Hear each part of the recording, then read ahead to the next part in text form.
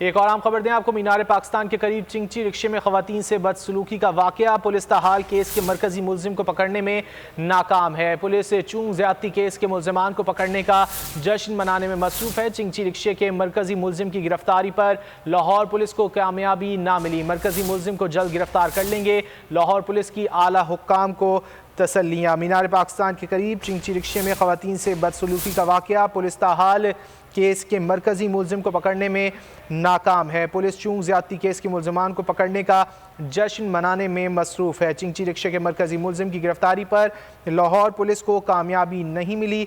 मरकजी मुलजिम को जल्द गिरफ्तार कर लेंगे, लाहौर पुलिस की आला हुक्काम को तसल्लियाँ। मीनार पाकिस्तान के करीब चिंची रिक्शे में खवातीन से बदसलूकी का ये वाकया है और पुलिस ताहाल इस केस के मरकजी मुलजिम को पकड़ने में नाकाम दिखाई देती है। पुलिस चूंग ज्यादती केस के मुलजमान को पकड़ने का जश्न मनाने में मसरूफ है। चिंची रिक्शे के मरकजी मुलजिम की गिरफ्तारी पर लाहौर पुलिस को ताहाल कामयाबी नहीं मिल सकी है। मरकजी मुलजिम को जल्द गिरफ्तार कर लेंगे, लाहौर पुलिस की आला हुक्काम को तसल्लियाँ। तफसीलात जान लेते हैं जाबिर वकास से। जाबिर, आगाह कीजिएगा।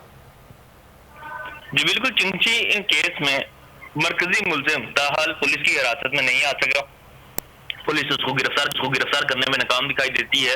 इस हवाले से आईजी पंजाब ने जो एक निजी टीवी को इंटरव्यू दिया था, उसमें उन्होंने इस बात का इकरार किया था कि एक शख्स जो कि इस तमाम वाक़े की वीडियो बना रहा है वो उनकी हिरासत में है। 2 और मुल्ज़मान के बारे में आईजी पंजाब ने इकरार किया था कि वो भी हिरासत में है। लेकिन जो मरकजी मुलजिम है चिंची रिक्शा केस में, जो कि खातून से बदसलूकी कर रहा है, जिसका चेहरा भी उन वीडियोज में वाज़ेह तौर पर देखा जा सकता है, उसको पुलिस गिरफ्तार करने में ताहाल नाकाम है।